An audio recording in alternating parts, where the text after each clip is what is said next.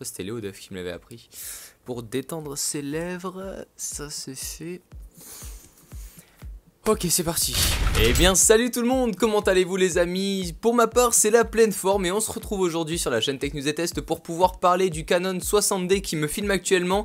Je peux pas l'avoir entre les mains pour vous pouvoir le détailler un peu plus et je vais vouloir en fait le comparer au Canon 100D. J'ai pu essayer de faire des plans à peu près similaires que vous allez découvrir tout au long de cette vidéo qui vont pouvoir vous faire tout simplement voir un peu la différence entre un appareil amateur et semi-professionnel. Le Canon 60D est un appareil photo semi-professionnel et le Canon 100D est tout de même un réflexe amateur. Donc voilà, je souhaitais vraiment vous en parler et je vais aussi vous donner mon avis sur ce Canon 100D. Pourquoi? Parce que j'ai pu le tester. Vous avez eu la vidéo déballage et comme promis, je vous avais dit que j'allais vous donner mon avis. Concernant mon avis, quelle est la différence déjà avec mon appareil photo à moi qui est le 60D? On va pouvoir en fait, j'avais noté le petit nom, voilà, ça s'appelle le Rolling Shutter. Qu'est-ce que c'est? Eh bien c'est tout simplement, on va pouvoir voir vraiment la différence à ce niveau-là. J'ai pas pu malheureusement faire de plan pour vous expliquer ceci. En fait c'est tout simplement quand on prend notre caméra et qu'on fait des plans de va-et-vient, on a tout simplement notre image qui est légèrement en décalage le temps que notre capteur le capte et le mette sous forme de vidéo. Et en fait ça va nous faire en fait des petits effets comme ça de mouvements qui vont bouger. Et ça on va beaucoup moins le retrouver sur un appareil photo semi-professionnel comme le 60D, contrairement au Canon 100D. C'est pour ça que je vous disais que pour moi cette caméra, en tout cas le Canon 100D, allait vraiment me servir concernant comme deuxième caméra. J'ai pas pu la garder, hein, j'ai dû le renvoyer chez Canon, mais si je devais l'acheter, ça me servirait comme deuxième caméra pour faire des facecam par exemple et pouvoir avoir deux plans différents. Ça c'est vachement intéressant d'avoir une ici et pouvoir voilà filmer par exemple l'objet et quand je parle, quand je m'adresse à vous. J'avais pu le faire sur la vidéo de la petite clé USB Corsair, vous pouvez aller regarder dans les anciennes vidéos. J'avais pu le faire et ça rendait vraiment super sympa suivant les plans. Donc voilà, concernant mon avis sur ce Canon 100D, il était bon concernant les caractéristiques parce que franchement pour son prix, bon peut-être le prix est un peu excessif, hein, ça sera à voir suivant votre budget, mais je trouve qu'à peu près 500 € dans cet appareil là, 100 € de moins aurait été préférable. L'ISO, qu'est-ce que l'ISO? La sensibilité à la lumière, plus on la monte, plus il y a de grains. Vous vous souvenez le petit tuto que j'avais fait sur maîtriser son réflexe, encore une fois disponible dans les précédentes vidéos, vous allez les retrouver assez vite, vous allez voir il n'y en a pas trop entre. J'avais pu donc l'expliquer, l'ISO monte facilement jusqu'à 800, 1000 sans trop forcer, sans qu'on voit trop de différence. En revanche, dès que vous allez être en soirée, que vous allez vouloir taper dans de l'ISO plus vers le 2000 ou 6000, parce qu'il monte jusqu'à 6000 ISO, ça va vraiment être plus difficile de ne pas avoir de grains et d'avoir une belle qualité d'image. Donc ce côté là nous informe tout simplement qu'on est sur un appareil photo amateur, contrairement au 60D avec lequel maintenant je peux monter jusqu'à 2000 ISO facilement sans avoir trop de grains. Allez, 1200, 1800 je les atteins facilement sans avoir de grains. C'est vraiment ça qui est très appréciable avec un Canon semi-professionnel. Comme ça voilà, vous avez un peu mon avis, vous avez aussi les choix, après c'est à vous de les faire concernant votre budget. Surtout le 60D nu coûte à peu près 700 € et le Canon 100D coûte à peu près 500 € avec l'objectif fourni. Le 60D n'a pas d'objectif, donc voilà, tout ça c'est à comparer aussi. Moi je compare vraiment les deux catégories chez Canon puisque j'adore cette marque là, donc je le compare vraiment qu'avec ces deux points forts là, semi-professionnel et amateur. Donc voilà, après concernant la prise en main du Canon 100D, elle est vraiment rigolote plutôt, parce que c'est plutôt ça le mot adapté. Pourquoi? Parce qu'en fait il est tout petit, encore une fois c'est le plus petit réflexe du monde à l'heure actuelle, en réflexe, je parle bien, pas de bridge, pas de compact, à chaque fois je suis obligé de me justifier parce que sinon je me fais tailler dans les commentaires. Donc en tout cas la prise en main est assez rigolote parce qu'on a que les deux doigts, vous pouvez le voir actuellement en vidéo, j'avais fait le plan sur le déballage, vous allez voir le même plan là défiler.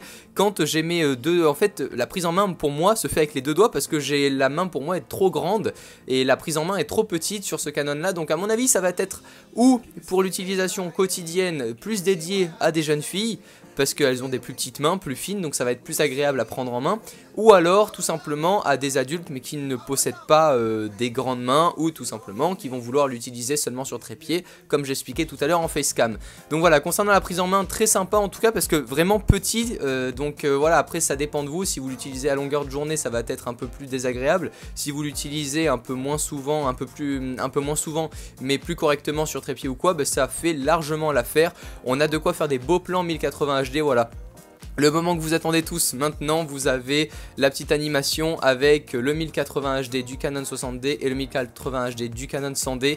Très honnêtement, je n'ai pas vu d'énormes différences. Là où je vais pouvoir beaucoup plus jouer avec mon 60D, c'est dans les réglages. Il y a quelques réglages qui sont disponibles. En plus, il y avait le micro, on peut le régler parce que oui, sur le 100D, le gros point fort pour ma part, comme j'avais pu le spécifier dans la précédente vidéo, c'est la prise micro que nous n'avons pas sur les 1100D. Imaginons les appareils photo amateurs également de chez Canon qui font caméra. Bon, le 1100D fait seulement 720 HD et pas du 1080, mais n'a pas de prise micro et je trouve ça vraiment juste génial. Encore une fois, c'est pour ça que pour ma part, ça pourrait vraiment être une deuxième caméra avec moi, parce que le 100D, on a quand même la possibilité d'avoir un autre micro en plus, donc de filmer une autre personne pour synchroniser les deux fichiers avec deux micros différents. C'est super pratique.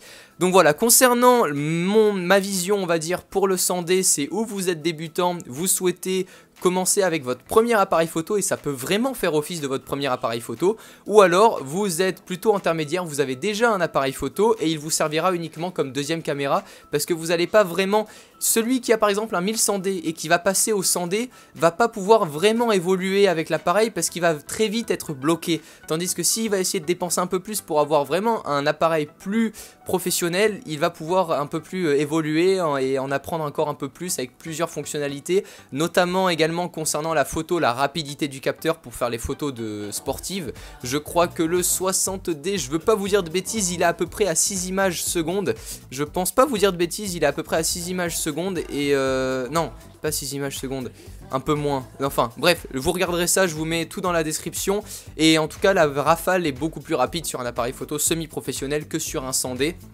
J'ai pu le voir en le testant. Donc voilà, tout ça va faire qu'en fait vous allez évoluer l'ISO qui est plus puissant sur un semi-professionnel, la rafale qui est plus rapide, vous allez pouvoir jouer en soirée, des concerts, des démonstrations de motocross, je vous dis n'importe quoi, en plein air le soir, juste éclairé, vous allez pouvoir vraiment plus vous amuser avec un appareil photo semi-professionnel en attendant un peu plus pour essayer d'économiser un peu et d'avoir un plus gros budget pour vous l'offrir, plutôt que d'avoir un appareil photo amateur si vous en avez déjà en tout cas. Après voilà, encore une fois, si vous êtes débutant, que c'est votre premier réflexe, je vous le conseille entièrement parce qu'il y a quand même de quoi vraiment évoluer avec. Les optiques s'adaptent bien évidemment toutes, hein, chez Canon tout s'adapte, c'est le monde est beau, le monde est Canon, hein, il n'y a pas on achète cet objectif là pour tel appareil et il n'est pas adaptable avec tel appareil, tout s'adapte. Donc voilà, encore un gros point fort pour ma part et on a vraiment le choix, les optiques se multiplient d'année en année, on en a de plus en plus et il y a vraiment des optiques pas très chères et très bonnes, notamment le petit 50 mm 1,8 qui ouvre à 1,8 pour tous ceux à qui ça devient compliqué. Vous avez encore une fois la vidéo maîtriser son réflexe qui vous expliquera tout correctement. Donc voilà, il y a vraiment plein d'objectifs très sympas à petit prix chez Canon aussi. J'espère que cette vidéo vous aura plu, je vous ai vraiment donné mon avis concernant le 100D, la prise en main. Vous avez pu voir la petite différence avec, si vous l'avez vu, moi je la vois pas trop, mais il y a quand même, pour moi voilà, encore une fois c'est sur le rolling shutter qu'en fait je crois que ça se prononce comme ça, hein, je suis très mauvais en anglais. Et voilà, quand vous allez bouger, vous allez voir ce petit mouvement de va-et-vient que vous allez beaucoup moins voir avec un appareil photo semi-professionnel qui sera plus performant avec son... Et par contre, point fort aussi pour le 100D, il a un Digic 5 les enfants. Donc c'est à dire que nouveau processeur et contrairement au Digic 4, il est quand même beaucoup plus rapide, beaucoup plus fonctionnel. Enfin voilà, on a quand même des grosses capacités en main avec ce 100D. J'espère que cette vidéo vous aura plu, que j'ai pu vous donner le maximum d'informations en un temps assez court. Je vais quand même essayer à ce que la vidéo soit courte. En attendant les amis, je vous invite à laisser un petit j'aime si vous avez aimé cette vidéo. Moi je vous retrouve très bientôt pour de prochaines vidéos. C'était Romain en direct de la chaîne Tech News et Test. Prenez soin de vous et à la prochaine. Ciao tout le monde.